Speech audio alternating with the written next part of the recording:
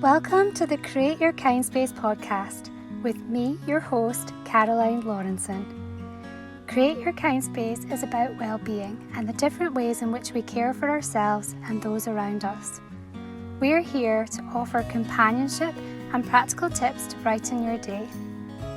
We'll delve into the concept of kind spaces, chatting with an inspiring mix of people from across tech, wellness and entrepreneurship. Let's learn together and sprinkle some much needed kindness in the world.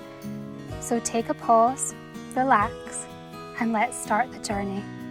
Losing a loved one is never easy.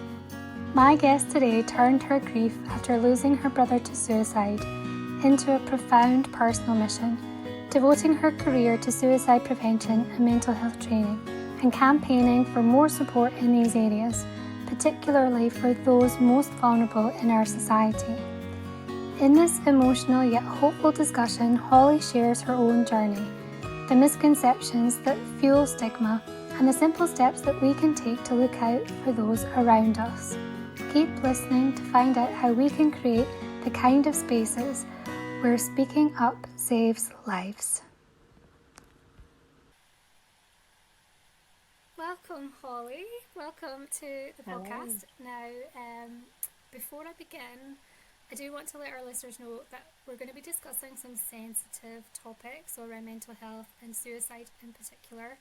And I'm saying this now because it's at this point I always ask my guests to explain a bit about their background and kind of how they've got to where they are, and you know the purpose and the passion behind what they do. And Holly's story is a very powerful one, and it very much resonates with me, and I was so delighted that Holly agreed to come on the show because it is such an important issue, and I really hope that it can help a lot of people, because perhaps you're going through something similar, and maybe listening to this, it will give you some comfort. It might give you some insight into mental health and how it affects people and their families, and maybe what you can do to support people with their mental health and maybe spot some of the signs.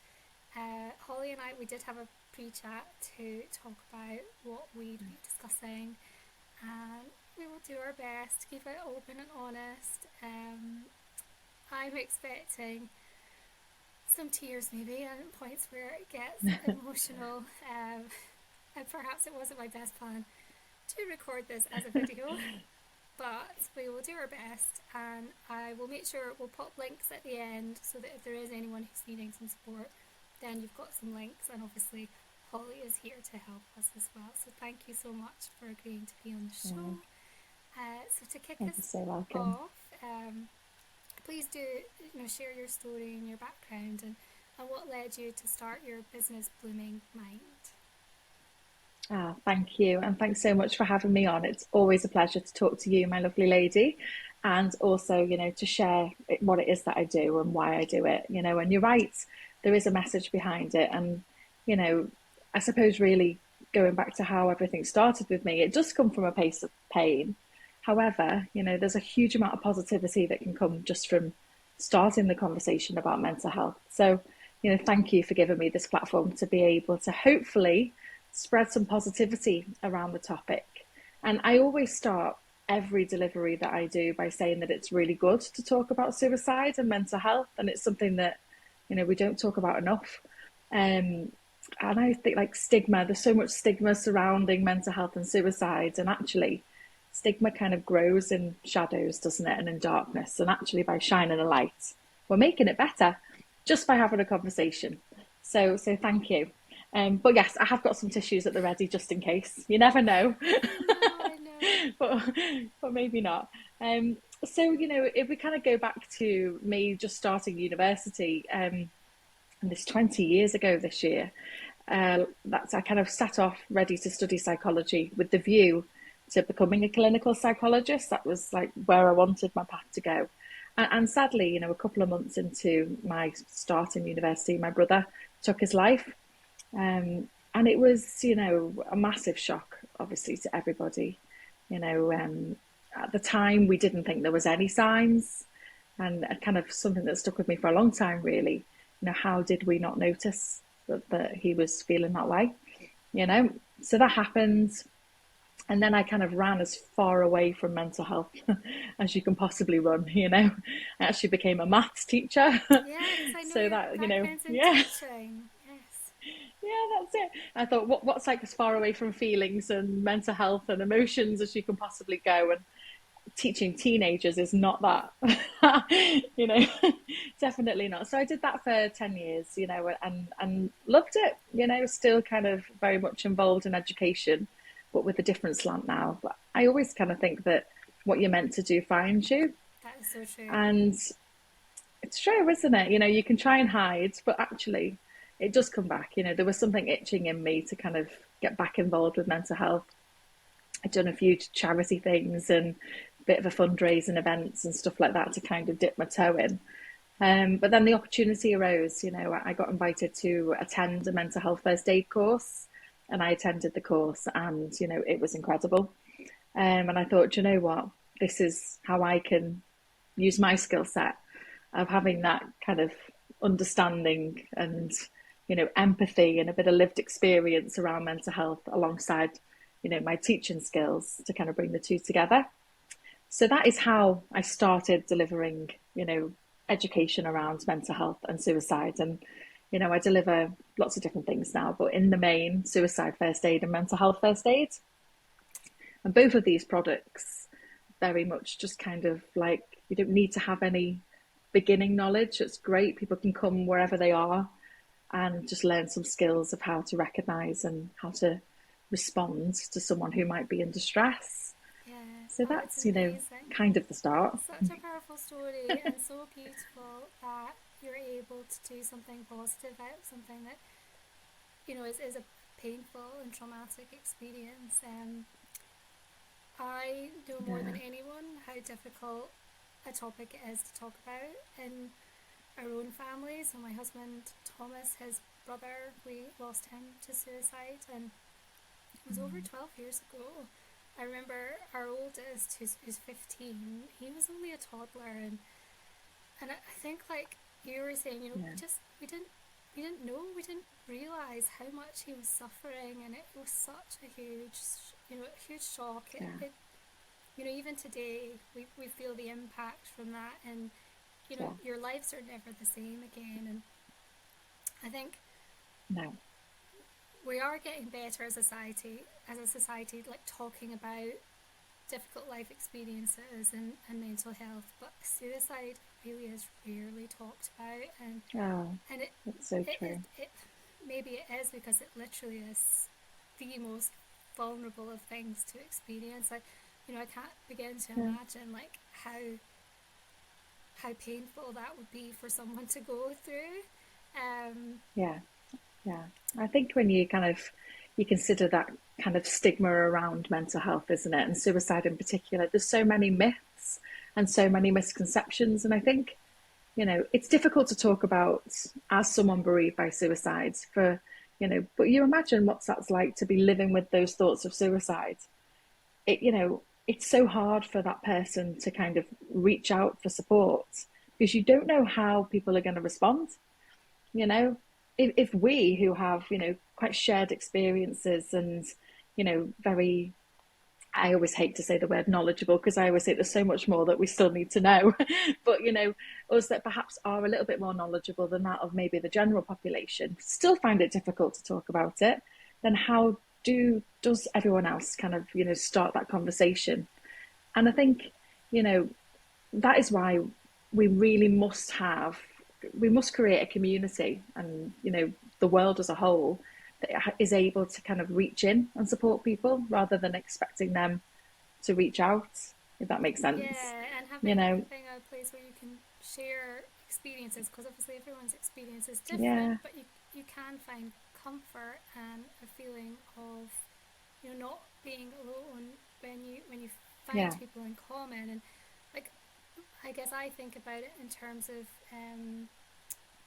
you know in our lives, like we've experienced other traumatic things, like so when we lost our Mm. first pregnancy, I remember at the time feeling Yeah. so alone. But then when you tell people, you actually realize that there's it Yeah. affects so many people, and people that Yeah. I was like, I had no idea. How did I not know that you had gone through this?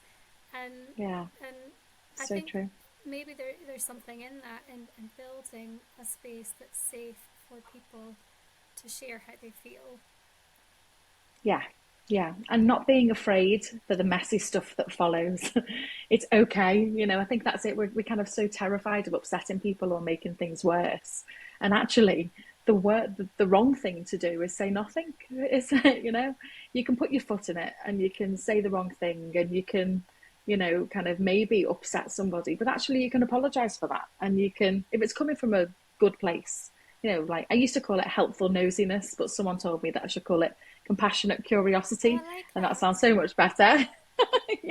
But I think helpful nosiness, if you're willing to get involved and ask people how they're doing, and like just, and aren't kind of too worried about what happens when you do unpick that stitch, and some emotions might spill out.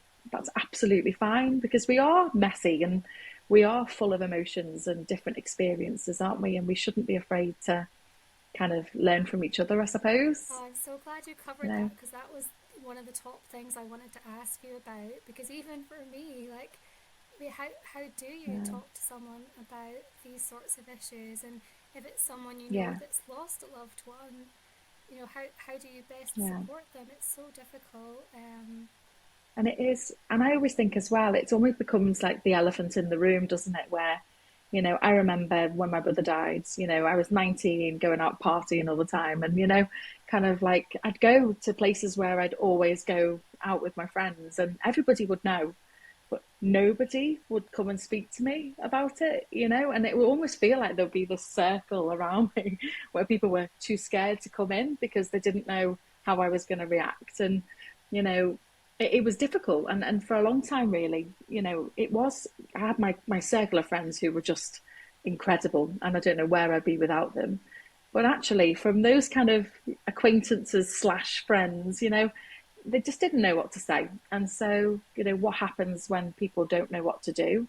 There becomes a separation, doesn't it? And there becomes isolation. And my top tip to anybody would be just to say, I don't know what to say, but I just wanted to let you know that I'm thinking of you. And if you do want to talk to me, I'm more than happy to do that. And, you know, that that to me was really useful when people did say that. Are you okay? What does that mean? Are you okay? Are you wanting to know? No, I'm not actually. Or do you just want me to say, yeah, fine, Yeah, and walk on by? Asking with intent, ask with intent that you want to know how that person is. yeah. Gosh, that's Yeah, and be fantastic. prepared to ask again. Fantastic Yeah, advice. sorry.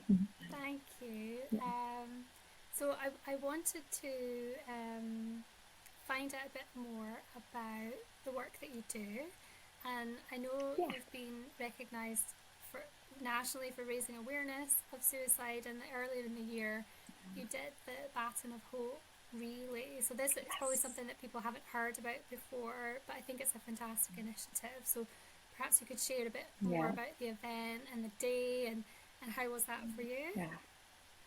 Yes, do you know what? It was incredible. So, the Baton of Hope is just an absolutely incredible initiative. The country's biggest suicide prevention kind of awareness campaign that we've ever seen. And it involved a baton that was specially created, travelling, the lengths of the country.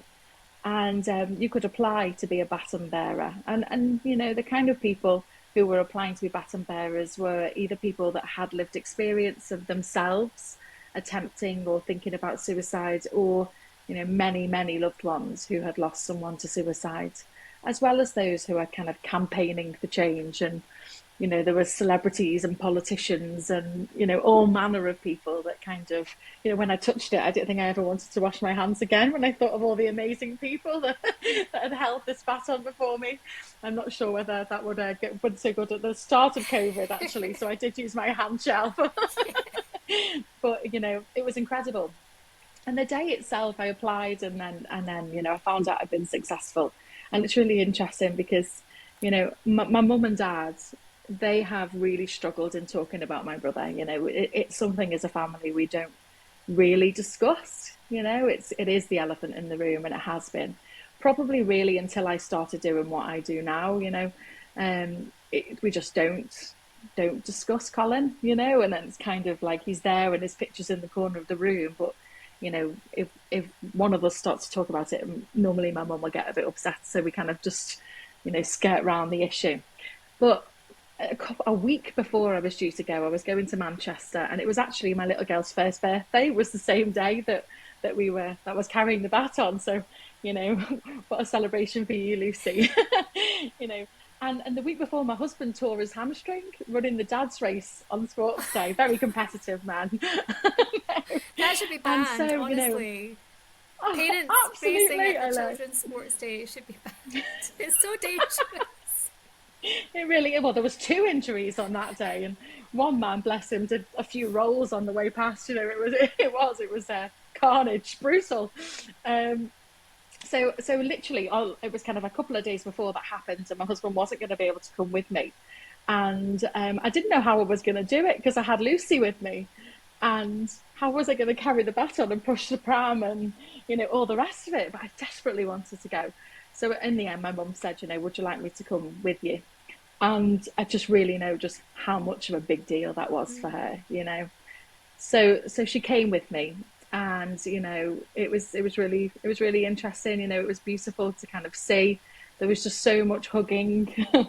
Everybody, everyone was wearing kind of these t-shirts, these Baton of Hope t-shirts, to kind of let people know who was being a baton bearer.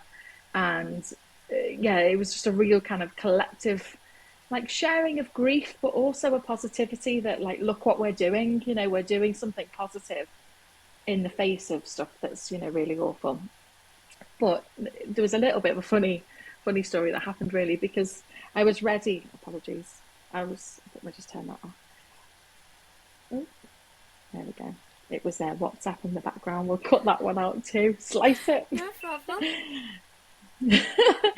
um, but there was, a little bit of a funny story that happened because I was you had to queue up to get ready to take your turn, and there was like a figure of eight through Manchester city centre that we were walking, and you'd get to do your figure of eight, and everybody was stood around and, just smiling at you, really, and kind of willing you on, and lots of hugging.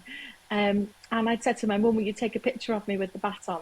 And my mum had spent the whole day just at the back, not wanting to make eye contact with people, wanting to kind of keep herself, protect herself a little bit because she was feeling a bit uncomfortable.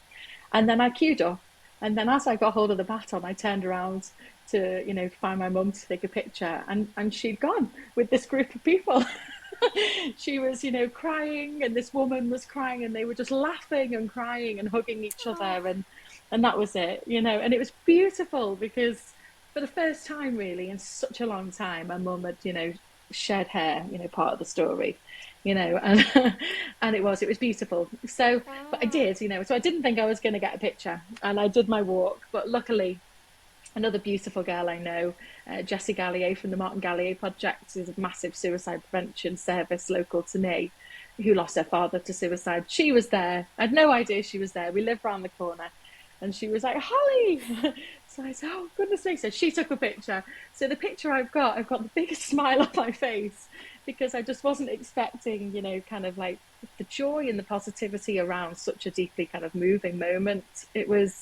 Yeah, it really was incredible. How lovely that your mum got to Yeah, it's experience lovely. that too. I Oh, know, so I special. know. So it was a really special moment. It was, and yeah, it was good. I think she felt better for doing it, even though we've not spoken about it since, surprisingly. you know, Everybody does things at their own journey, don't they, and at their own pace. Yeah. And I think that's a real good message actually to send, isn't it? It's like, don't compare your journey to someone else's, you know? No, Um, time. They say time heals, but it doesn't. yeah, It maybe no, softens, but it doesn't.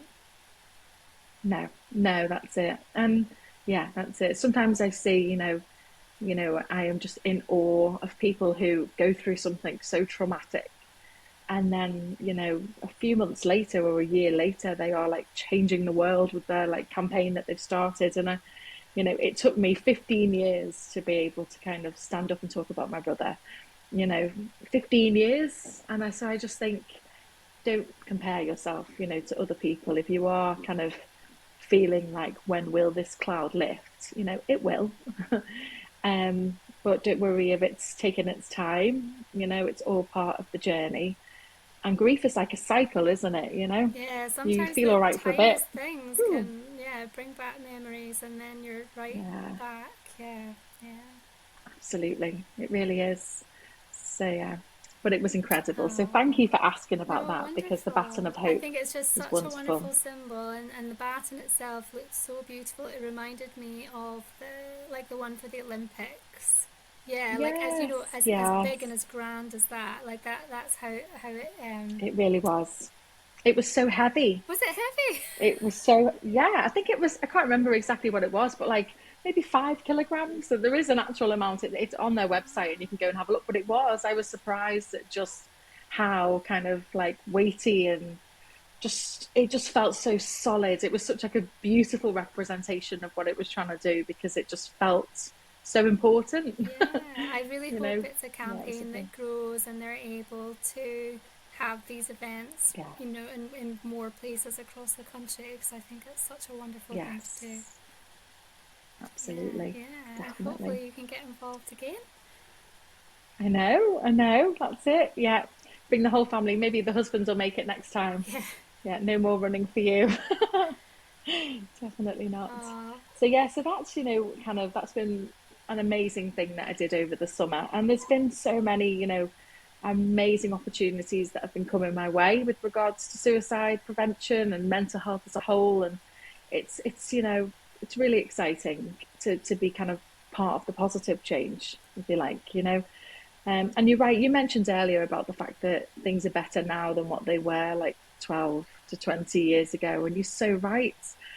I kind of think, you must have found it the same when your brother-in-law died, and when my brother died, we just like didn't talk about mental health that much. no, I didn't even really know anyone that had taken their life before. I'd never no, heard of it. no, me neither. And it's only once you kind of get plunged into that you realize that it is actually really, really common. Yeah, And, the rates of suicide are, really quite high, that was the other thing I was six going and to a half ask you about. thousand. Yeah, because I guess with underlying issues around cost of living crisis, the Absolutely. after effects from the pandemic, a lot of people are struggling with Yeah. health challenges, and those things take their toll. And money worries, Yeah. honestly, are one of the biggest causes of mental health. Absolutely.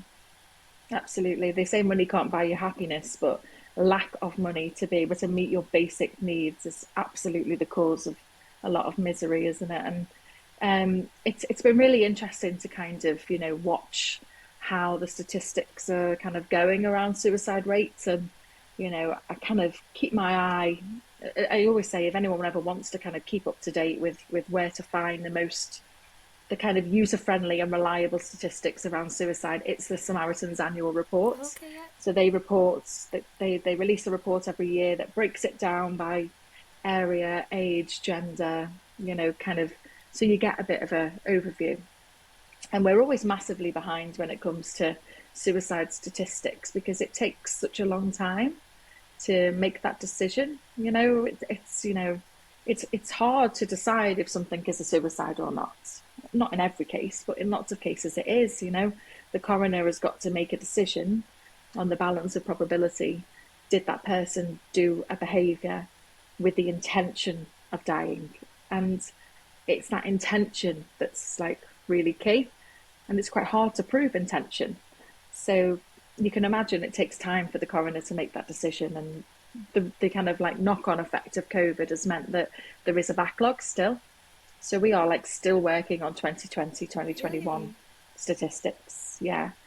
And there's been, there are more up to date statistics, but they're not verified. We still know there's more to be added because of the backlog from coroner's reports. Do you know, So I never even thought about it's that really hard. side of things, and here's a Mm. question for you. So I know there's always comparison between different areas and different countries and things. So could there then be almost like inconsistencies where you're not making comparable Mm. comparisons because of the assessments and Yeah. the way that they're done? Yeah, absolutely. And I had a really interesting meeting with an incredible guy from public health in Sefton by me.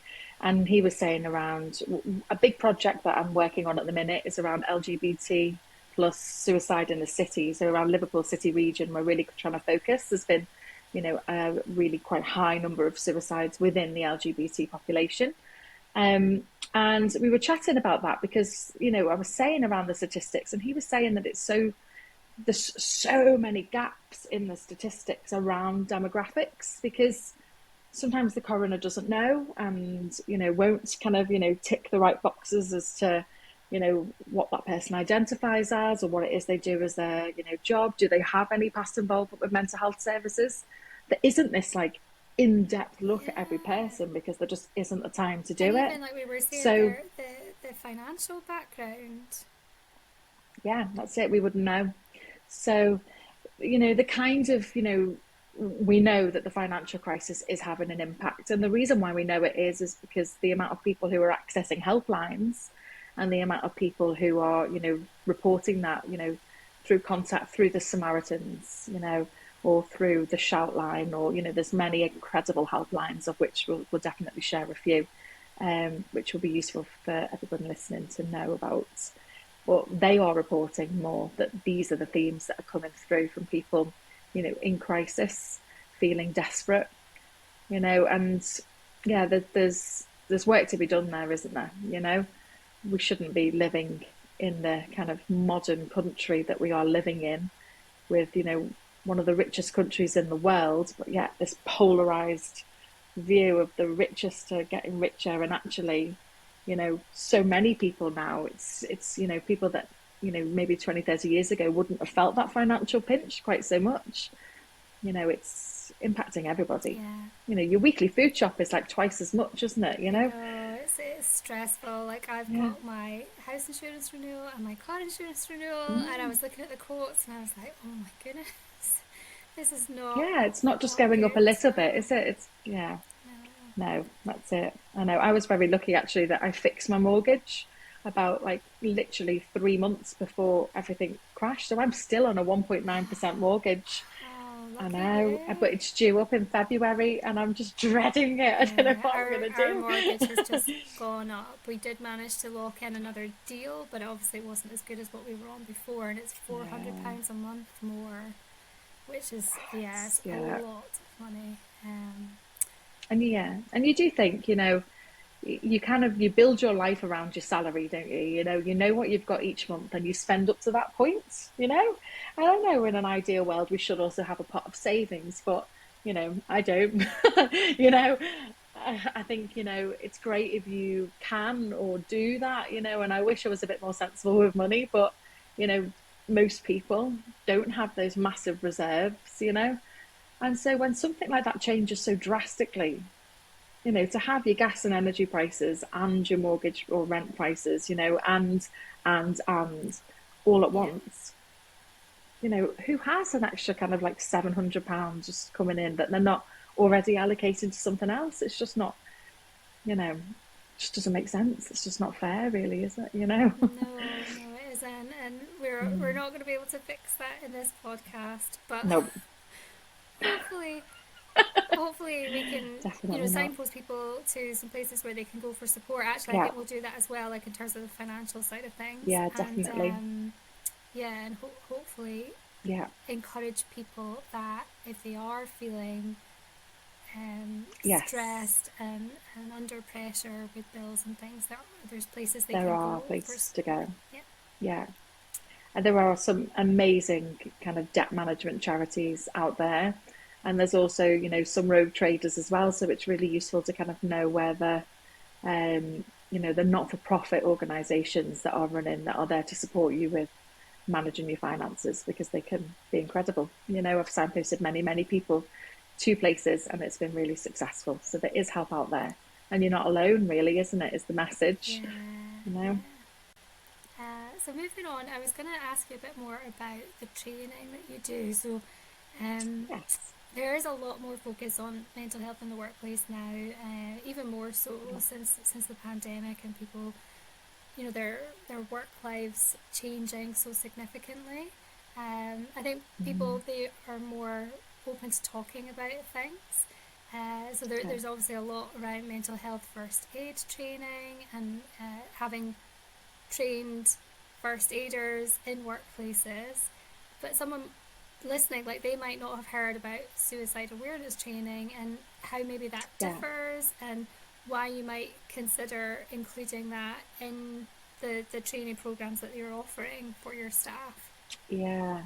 Oh, absolutely. So suicide first aid training is, precisely that, training people of how to kind of recognize and respond in a crisis. And I think probably the best way to kind of let people know about it is to tell people what the three core beliefs that underpin the program are, because it kind of makes everything else make sense. And, three core beliefs. Number one is that people thinking about suicide don't actually want to die.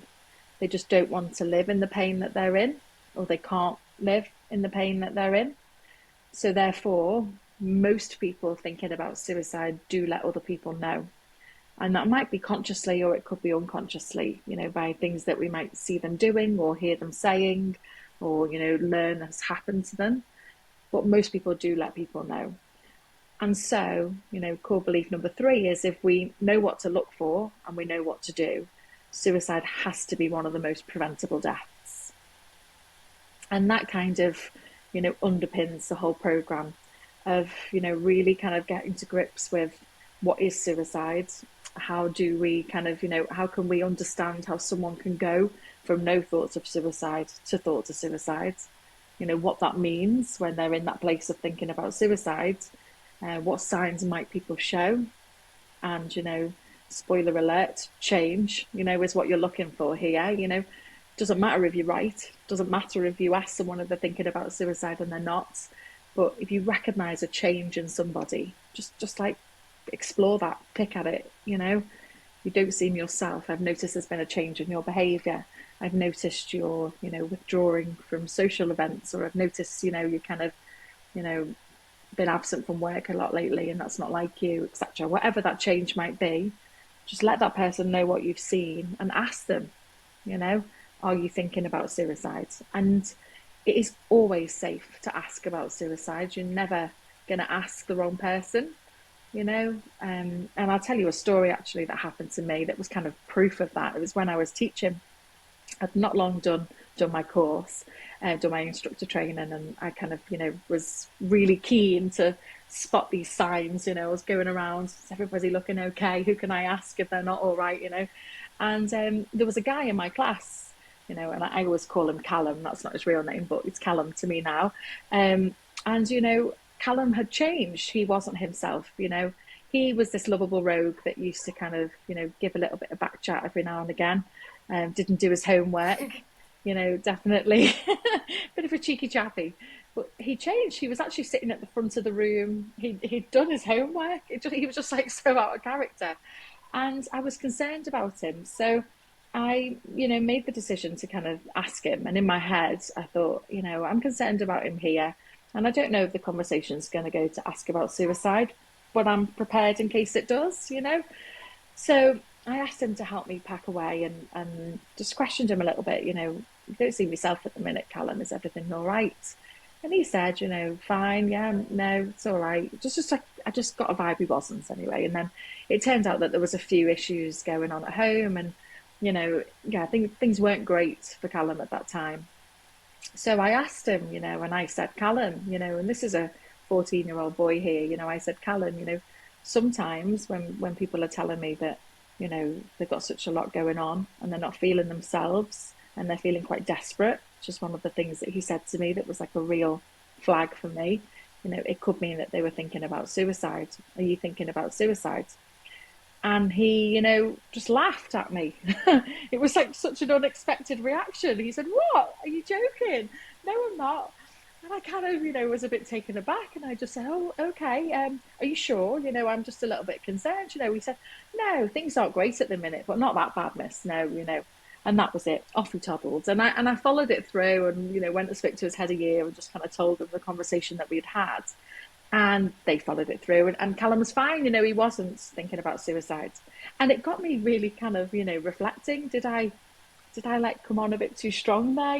Had I asked the question before, kind of probing a little bit more? Had I, asked the wrong person? And I just reflected, and that was that. And then a few weeks go by, and I was just sat marking in my room at the end of the day.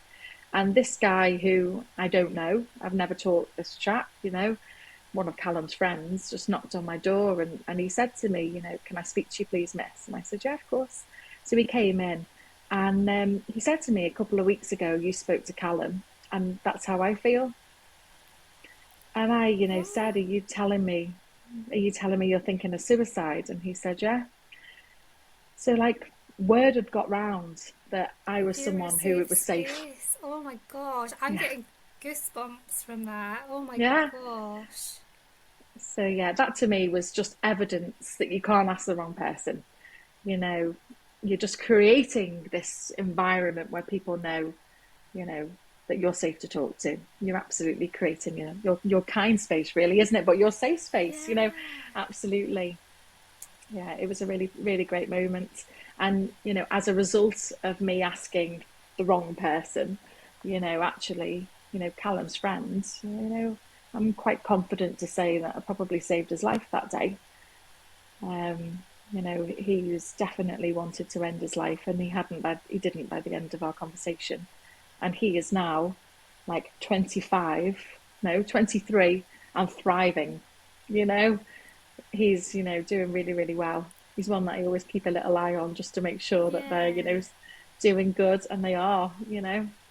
Which I Oh, suppose is another myth, isn't it? That once someone's thinking about suicide, they're always going to think about suicide, and the reality is no.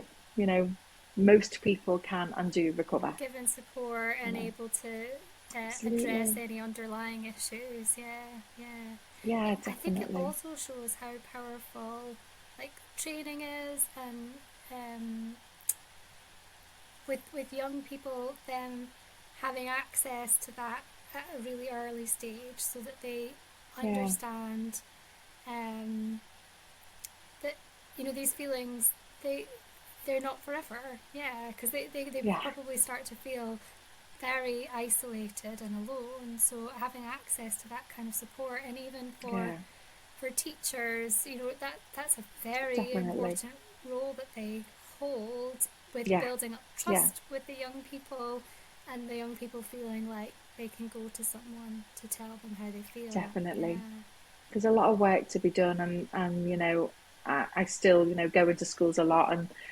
teachers are really, really stressed, stretched, leaving the profession in droves, and it seems like every time there is another, you know, gap that we see or need that we need to fill, it's like, oh, teachers, that's education.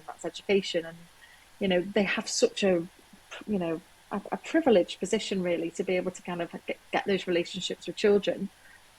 However, they need more resources to be able to do that, isn't it? There needs to be proper funding for mental health support within schools rather than it just being like a bolt on. yeah, Oh, if in doubt, the form teacher can just do it, as well as the myriad of other things they've got to get through in that 15 minutes that they get to see those students in the morning. It's, yeah. yeah, You're so our right. teachers need more support. Yeah, Definitely. definitely. Yes. I know. Yeah, So so that's suicide first aid. yeah, It's a so great I course. think that's a wonderful thing for people to consider, because I think giving people the confidence to have these sorts of conversations is really where, Yeah, um, yeah, where we yeah, can make a definitely. difference. Nice. Absolutely. So I wanted to also talk a bit about your journal. So I know in Kind Space Yes. we like to share a lot of different tools and ideas to improve people's well-being. We do have a little journaling feature which has got prompts, but we don't have a Yeah. book to go along with it.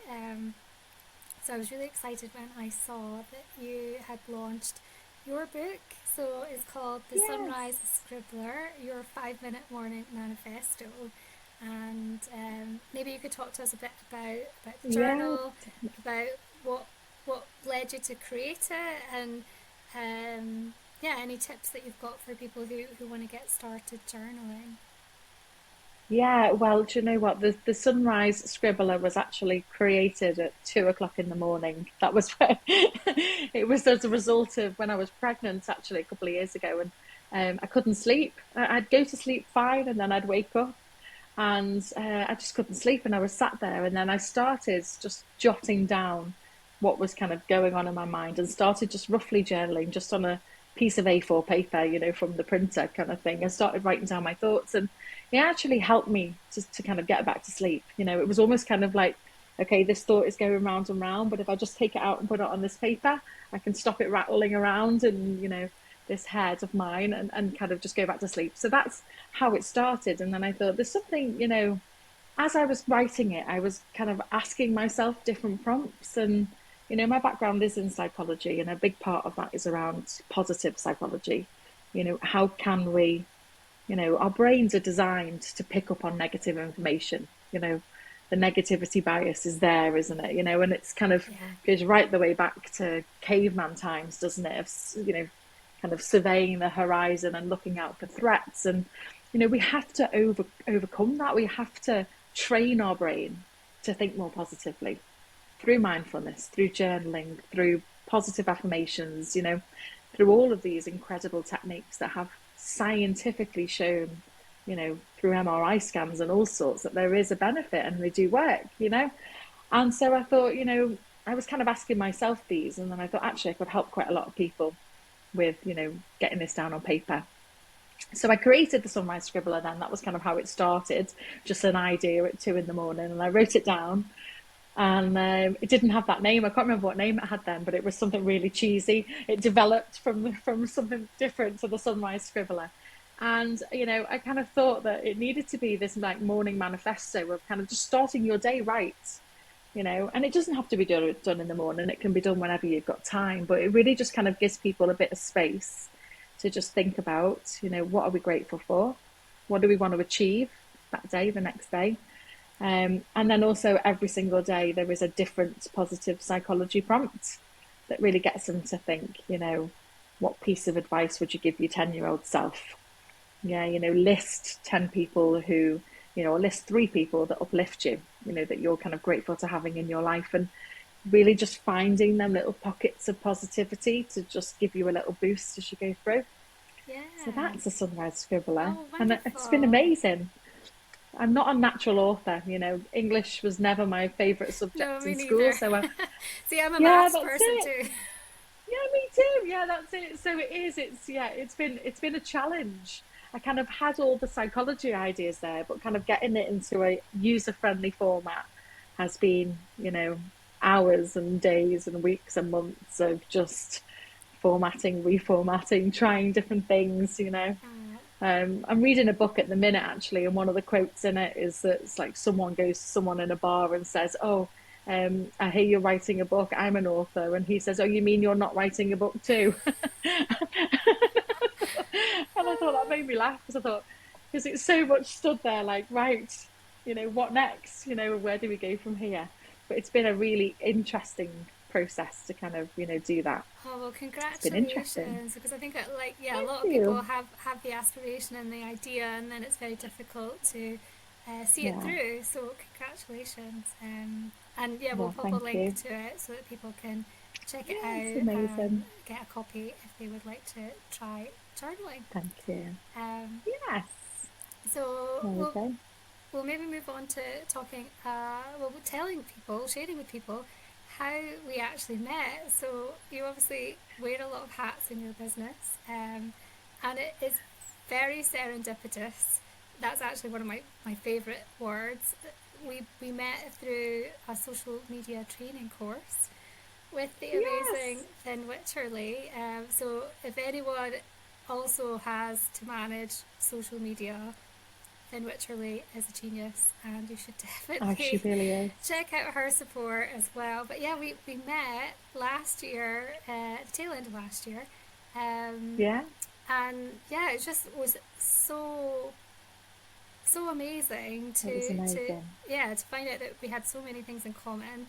And yeah, it's just been wonderful to get to spend this time with you as well. Oh, it really Um, has. Yeah. Reflecting Thank on you. your kind of journey as a business owner, what would you say are some of the challenges and rewards?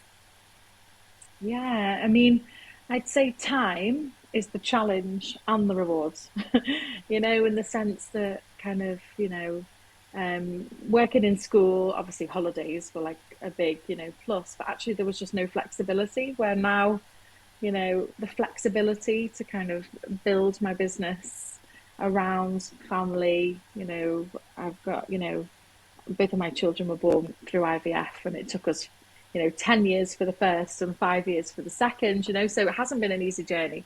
So I do want to kind of, attend their sports days and their, nativity plays, etc. So having that flexibility has been really key.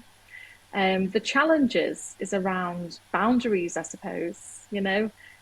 It's so hard to say no to stuff Yeah, when it's your business and it's everything's so exciting and shiny, and you want to kind of get involved in everything, and it's so hard to say no. That's definitely my biggest challenge. I kind of I do, and I'm really glad that I do. I wouldn't want to kind of everything that I'm involved in, I love doing.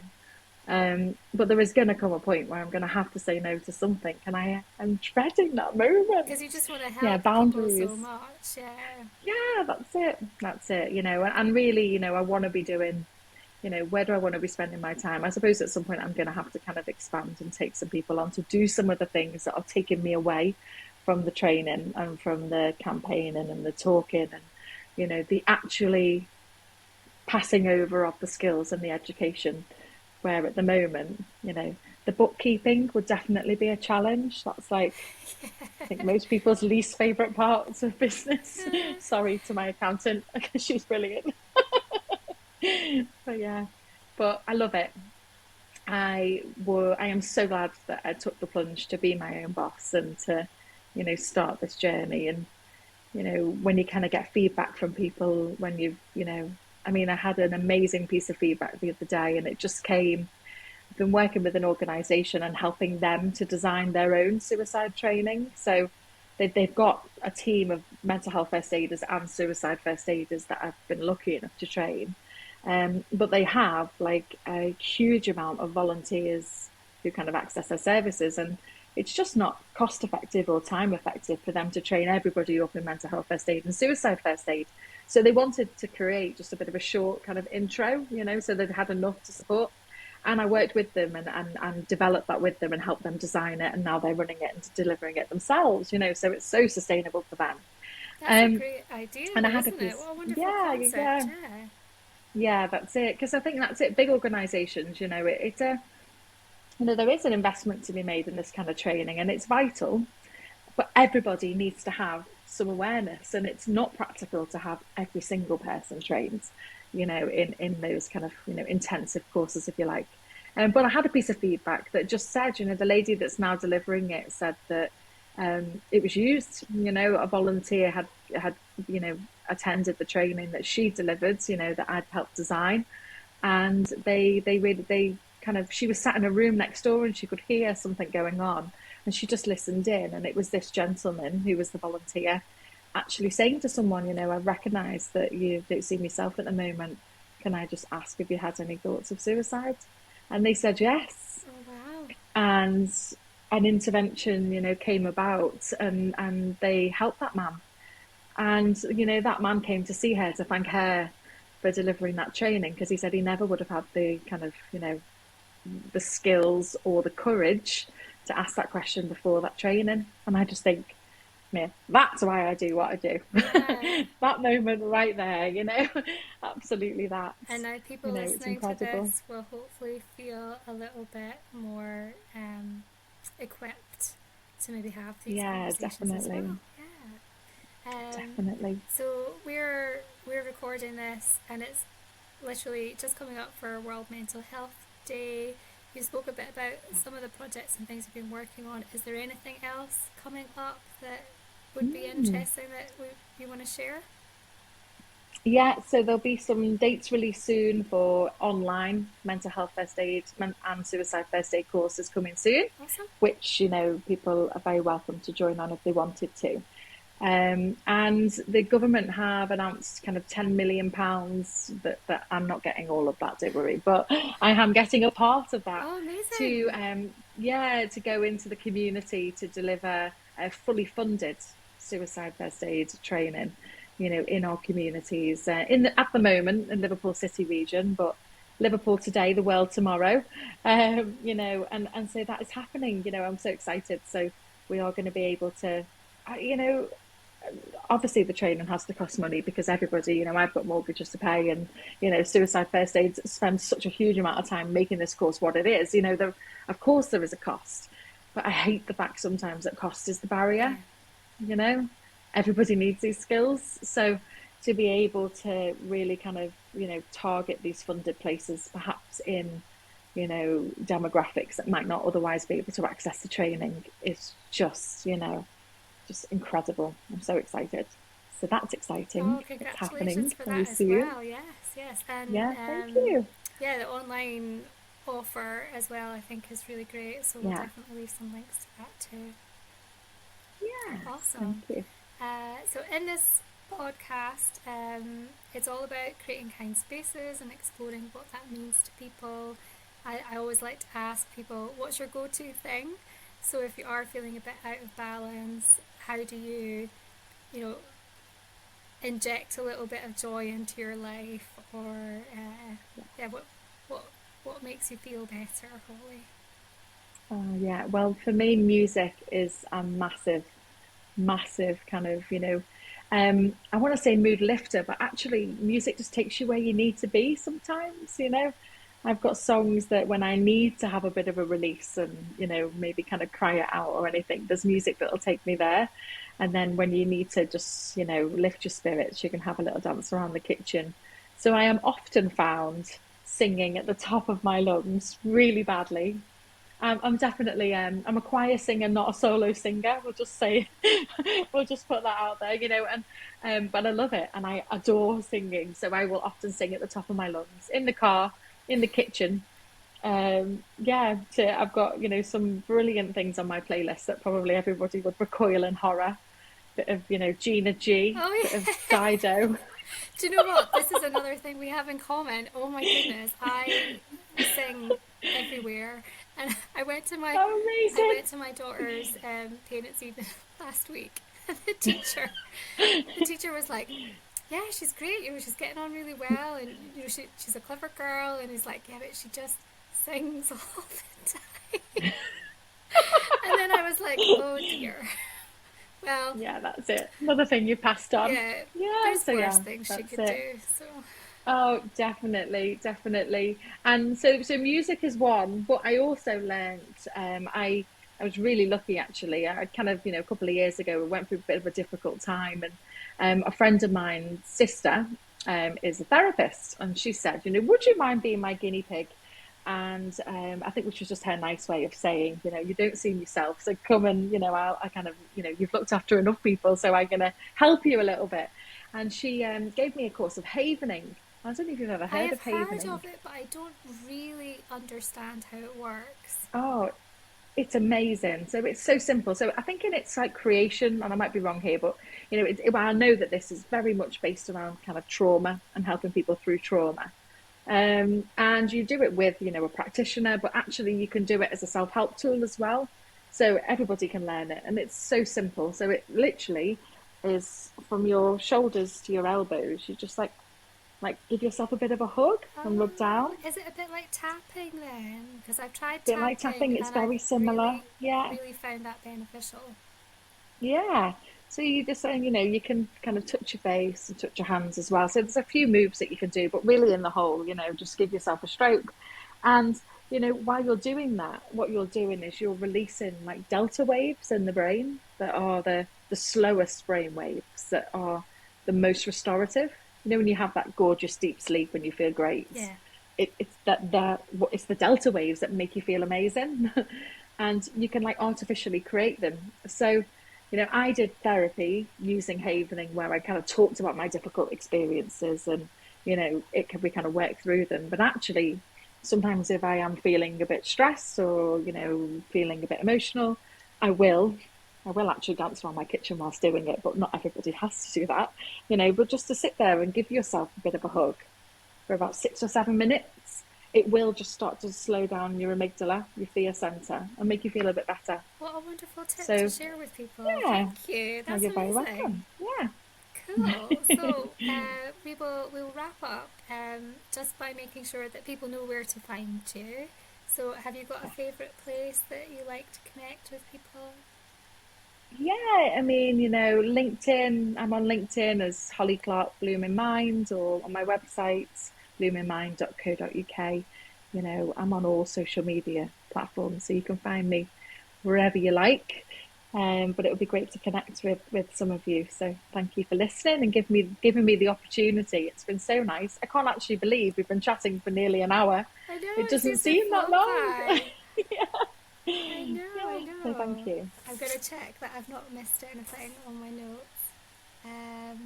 Oh, yes, my last thing that I've written here was about the links. So before we came on the call, we were having a chat about places that we can signpost people to. Could you tell Yes. people a little bit about the shout Yeah, service? definitely. Because that one sounded really, really beneficial. Yes, yeah. So, there's a number of incredible services, but just to kind of, share with you a couple, number one, the Samaritans, 116, 123. They're open 24 hours a day, 7 days a week, 365 days of the year, and 366 in a leap year. And you can, call them. They're not just for people in a suicidal crisis. They're there for anybody who needs support. They'll even help you in supporting somebody else, which I think most people don't know that they would do that, and they Okay. would, so that's them. And then also shout is, if you look down the middle of your kind of telephone keypad, 852, no, 25852 or 85258. Well, we'll share the link properly there through the middle there. And shout are a text service, so very similar to the Samaritans in that it's 24/7, but you just text them. So you can be sat on your couch, thinking, I'm feeling a certain way and I need some help. And no one has to know, you can just kind of by yourself just text, and someone trained to offer that support will text you back, and you can have that dialogue going there. So, there is support out there. You are never alone. There's always people that will help you. And, you just kind of got to know where to find it.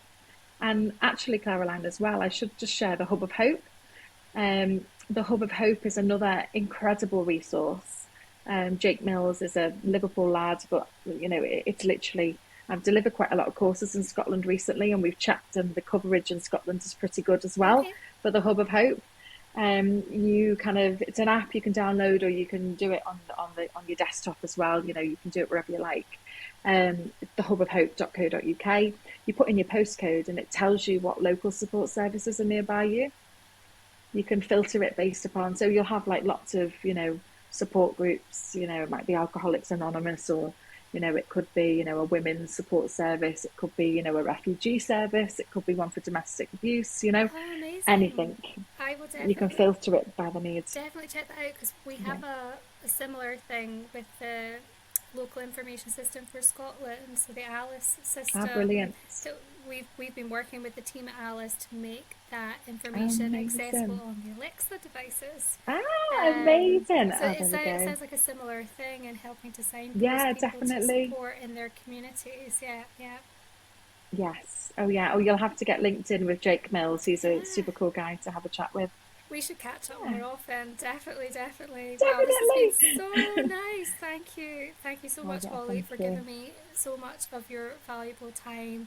The work you do is Oh, just no, you're welcome. amazing. And, if we can kind of help to make it easier to have these kinds of conversations and help people to get the support that they need through this podcast, then I'm just delighted. So thank you for helping me, Holly. Oh, no, thank you so much. It's been an absolute pleasure. Thank you. Thanks so much. I'm a big believer in taking a negative or traumatic situation and finding the good.